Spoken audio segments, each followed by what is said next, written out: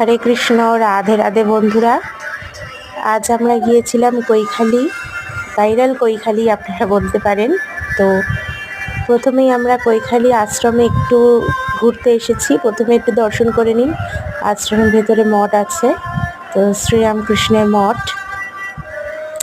তো প্রথমে ঢুকতেই গেট দিয়ে এরকম ফুলের বাগান পড়বে চারিধারে। তো নানা রকম ফুল, ঢুকতে একটু মনটা খারাপ হয়ে গেল। মন্দিরে পর্দা ফেলা ছিল, যেহেতু ভোগ আরতির সময় আমরা এসে পড়েছিলাম। তো ততক্ষণে আমরা মন্দির পরিদর্শন করছিলাম ঘুরে ঘুরে। সামনেই একটা স্নানের ঘাট আছে, তো কিছুটা দূরে একটু জুম করে দেখাতে হয়েছে।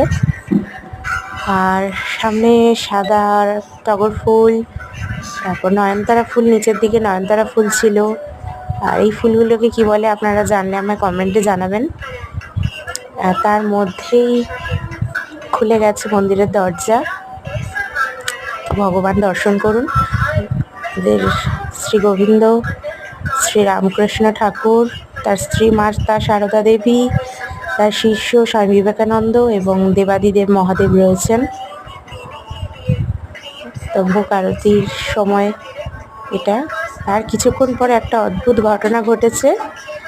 এই একদল হাঁস সেখানে এসে পড়েছে। ঠিক ভোগ আরতির সময় ঠাকুরের পর্দা সরানো হয়েছে ঠিক সেই সময়। আর অনেকক্ষণ এসে দাঁড়িয়েছিল, কোথাও যাচ্ছিল না। অনেকক্ষণ এখানে এসে ঘোরাফেরা করছিল। তারপর ঠাকুরের মন্দিরের দিকে তাকিয়েছিল, মনে হচ্ছে ঠাকুরকে কিছু বলতে চাইছে। ঠিক ঠাকুরের ভোগের সময় চলে এসেছে। সরাসরি আমি সেইটাই দেখাচ্ছি আপনাদের। একটি অদ্ভুত লীলা বলতে পারেন। তো আজ এই পর্যন্তই। ভালো লাগলে সাবস্ক্রাইব করবেন। রাধে রাধে।